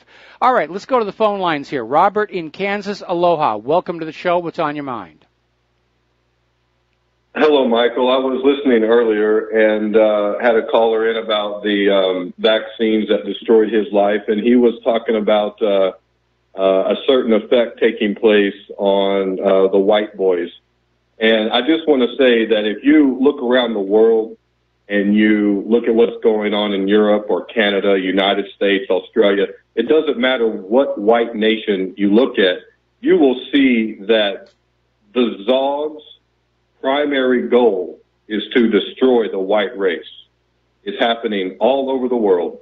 And some people disagree with that, but if you look into this, you will see that it is systematic and it is worldwide, and it is an effort to get rid of the Nordic races, whether it be Asian or European, but they have a special disdain for the white, straight male who still behaves as a male. And it's systematic. Let me step in here for a little bit, because first of all, I have seen what you're talking about. I'm very alarmed about it, where all of a sudden white people are a target in this country. And there are liberals out there who are saying things about the white people that, if were said about any other ethnic group, would be denounced as hate speech and racism. And yet, for some reason, it's okay when it's the white people. I don't think the white people specifically are being targeted, though. I think the ultimate aim, as far as Israel is concerned, is a war between the Christians and Muslims to let both sides kill each other off and leave the world there for Israel to be in charge of. Well, sir, I would say this, and I know you're not a religious man, but the devil hates all of mankind. Okay, he does. And he especially hates the apex. Okay? And it doesn't have to be the white race. It could be East Asian races, Korean, Japanese, Mandarin, Northern Chinese. It doesn't matter. They have a specific hate for I don't know how to say it, except the more capacity a people has, the more hate this entity has for them. And it's just something that okay, well, you've made your point. You've made your point here, and Robert, thank you very much for the phone call. We're going to switch over to Bob in Michigan. Aloha, Bob. Welcome to the show. What's on your mind? Good afternoon, Mike. It occurs to me that I think there was 3 white males that were killed also at the same time as what's blowing up in the media. I'm sorry, which event are we talking about? The Trump phone call. Oh, you're talking about the soldiers, yes. Yeah, well, this may be, it's going to sound white and racist, but if they're going to blow up every time there's somebody that's not white and not male, well, why even have them in the military? The white males have been in the military and done it for 2 centuries. Well, I'm sorry, but that's... It's all driven by politics, and it doesn't have to make sense, and very often it really doesn't make sense because the people who come up with these ideas about, we're going to have girls in the Boy Scouts and the rest of it, they're thinking only in terms of their ideology and their agenda, and they don't really think things all the way through to what happens on the other end when the inevitable problems begin. So, again, this was just politics, and right now you have to figure the Democrats are desperate to find absolutely any way that they can throw the focus back onto Donald Trump, because this thing with the Uranium One deal, this is very real, and all of us need to take these articles about the Uranium One deal and post them everywhere, email them to all your friends and family, and say, this is the real scandal. This is the real Russian collusion. And with the exception of Fox News, all the corporate media are dedicated to hiding it and trying to put the focus back on Donald Trump for his Russian collusion, which, again, there's no evidence. But in the Uranium One deal, there's plenty of evidence. There's all the paper trail. There's the uranium deal itself. There's the paperwork for the Clinton Foundation acknowledging the deposition of the depositing of the Russian money. So it is very real, and it should be investigated. And I know that Hillary and her people are going to fight that. They're going to threaten to bring down the entire government by revealing the narcocracy. But this is a very, very ugly time, and I'd like to see it happen. And we know there's going to be something that will trigger that final collapse, as it was in the Soviet Union. Well said, sir. Thanks for your time. All right. Well, thank you very much. We're going to switch over to Frank in North Carolina. Aloha, Frank. Welcome to the show. What's on your mind? Hello, comrade. Seriously, I know I didn't dream this. I heard it on a show. They put out a lot of medical information. I think it's about a week or so ago. But the reason I bring it up, the source that they cited was what I recognized, I believe to be a household name, but that they had concluded conclusively drawn a connection between linking autism to vaccinations. Mm-hmm. And I was just wondering, is there anything recent that came across your radar on that? Nothing. It was like New England Journal of Medicine, or I'm not saying that it was that, but it was just something that would strike you. Oh yeah, I'm familiar. You hear that name a lot. It was like a household name. Well, there have been recent articles where the CDC came on out and did confirm that there was a problem with polio vaccines that were given out between 1955 and 1963. They were contaminated with a virus that causes cancer. There's another report that came on out that revealed that vaccines actually reduced your immunity as you moved into the future. And so there's a lot of other issues. As far as the autism case is concerned, the vaccine manufacturers are finally phasing out the mercury preservatives. Unfortunately, they're phasing in aluminum compounds that are neurologically even worse. Okay, well, I'm not sure what it was I heard, but anyway, thank you. All right, thank you. We're going to let you go. And the phone lines are all open now. So, now, we mentioned this the other day. I'd had a friend who was in Las Vegas on the day of the shooting, was there for the Consumer Electronics Show, and he mentioned this was being shown about there's a new revelation or revolution in lithium batteries. And one of the Japanese companies is out there with one, and apparently researchers at Rice University in Houston, Texas, are looking at replacing lithium-ion batteries with lithium air and lithium metal batteries coupled with an unlikely ingredient, asphalt, that will make the batteries charge faster and are less likely to short circuit. And in this case, they're talking about batteries that charge 20 times faster than before. And that is a major, major milestone on the way to making electric cars practical. I remember when the original Top Gear crew were poking fun at electric cars because you could only go so far and then you'd have to plug it into a power outlet for overnight. And yeah, it is an issue. Now, here in Hawaii, we do have parking spaces for electric cars with the little charging unit. You don't even have to pay for it right now. It's trying to build up the technology. But if you can get the batteries to charge that much faster, that's going to make electric cars practical. I would certainly consider getting one. All righty, now then, let's take a phone call. Francis in North Carolina, aloha, welcome to the show. What's on your mind? Hello, aloha to you both. Aloha. Hey, quick question for you. There was some comment about girls and Boy Scouts and whatever have you. Although I missed the general line or gist of that scenario, whatever happened to the Girl Scouts? Oh, they're still out there, but the politically correct people are saying that the girls should be allowed into the Boy Scouts, and the Boy Scouts have actually agreed. And, of course, it may make the PC people very, very happy, but we all know what's going to happen. I mean, I'm sure by now they've come out with a condom wrapper that says, "Be prepared," the motto of the Boy Scouts. Because we all know what's going to happen somewhere down the road. Well, I'll tell you something. I hate to say this, but I think that people are doing this this politically correct crap, or whatever you want to call it, need to take it and shove it. I would agree with you on that. And if you want to make the Girl Scouts more like the Boy Scouts, I have no problem with that. I mean, as it is, the Boy Scouts are not what they were back when I was in the Scouts myself.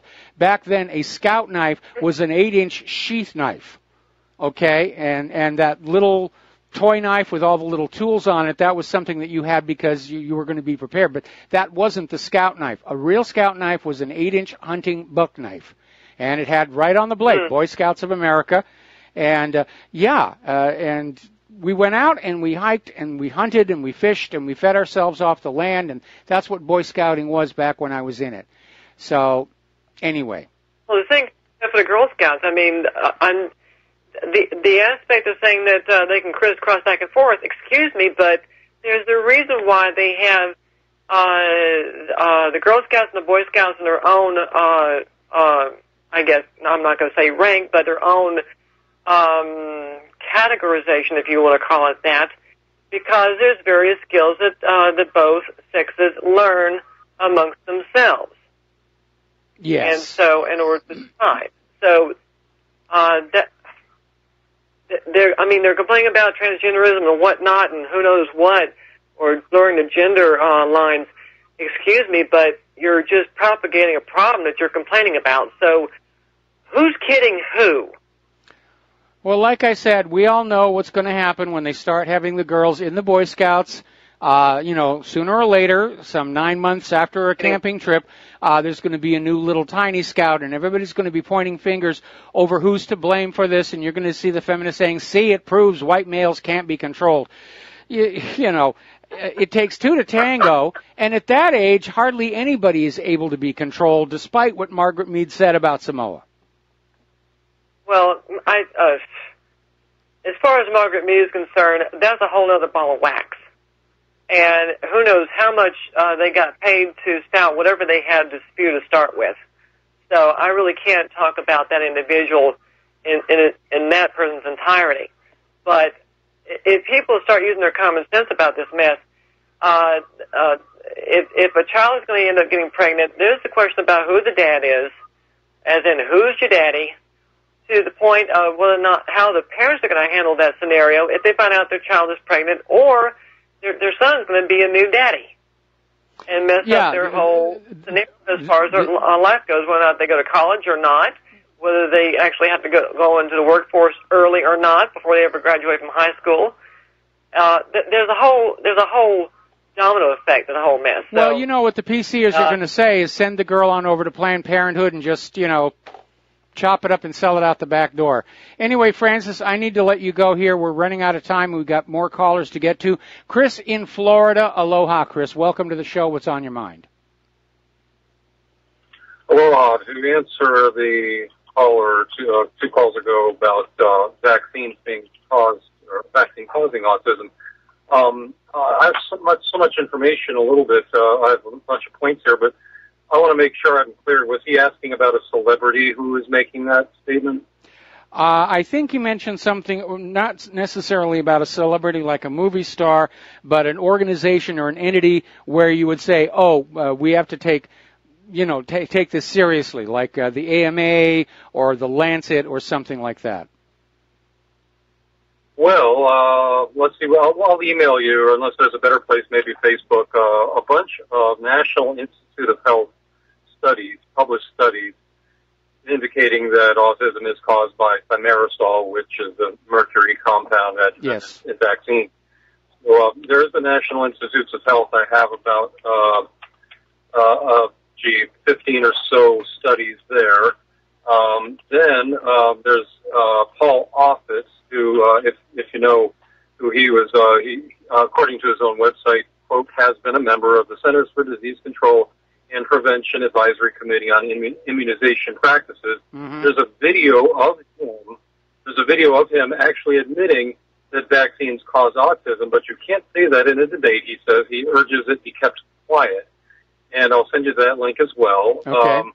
There are 83 cases as of 2011. If you look up this title of this article, it's 83 cases of autism associated with childhood vaccine. Chris, I'm sorry to cut on in, but we're coming up with a commercial break. I prefer that you email them to me using the address at the whatreallyhappened.com website. These days, I hardly ever go into Facebook anymore, so it would be much easier to do the address at the website. Okay. We'll do. The vaccine injury compensation of the Federal Vaccine Court compensated 83 cases of autism associated with childhood vaccines. That's of 2011. So who knows how many have occurred since then. And the real question is how many of these applications have they rejected based on that fraudulent CDC report that claimed to prove there was no link between vaccines and autism. The one that the lead author came on out and said it was a hoax, it was a fraud. Exactly. That's covered in the Vaxxed documentary, back from Cover Up the Catastrophe. Yes. And the single best resource I have is a list of links here in immunizations, vaccinations, autism, and Asperger's syndrome and related disorders at the links page at wearechangedtampa.org. That's the links page at wearechangedtampa.org, where I'm honored to be. Okay, Chris, I got to let you go. Chris, we're at a commercial break. I got to let you go. Thank you for the information. We'll be right back. And aloha, America. Welcome back to our show, last segment of the program today. And before I go back to the phones, I've got this one other story I want to get on out you.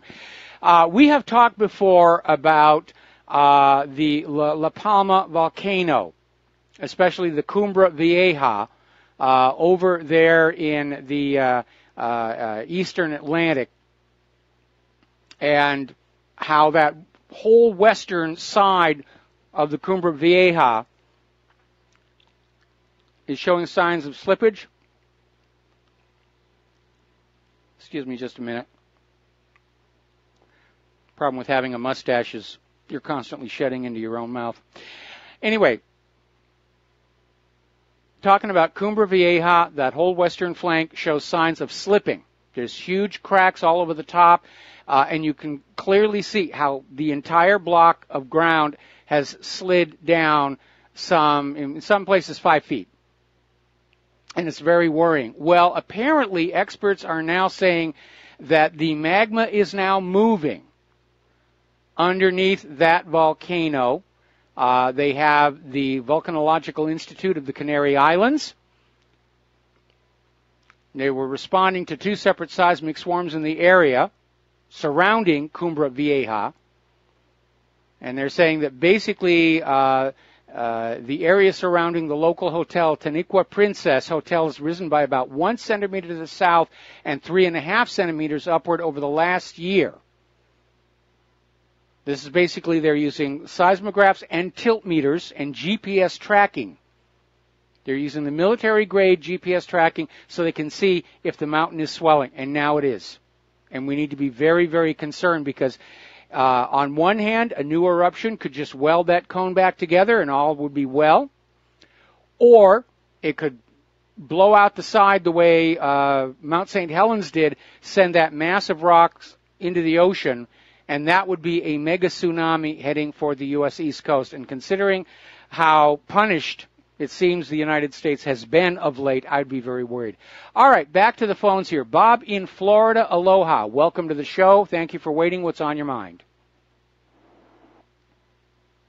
Bob in Florida, are you there? Apparently not. Bob dropped. Okay, Bob just dropped. Well, poo on Bob, what can I tell you? Apparently over in Great Britain, local councils have been accused of social cleansing by buying one-way tickets for homeless people to get them to leave town.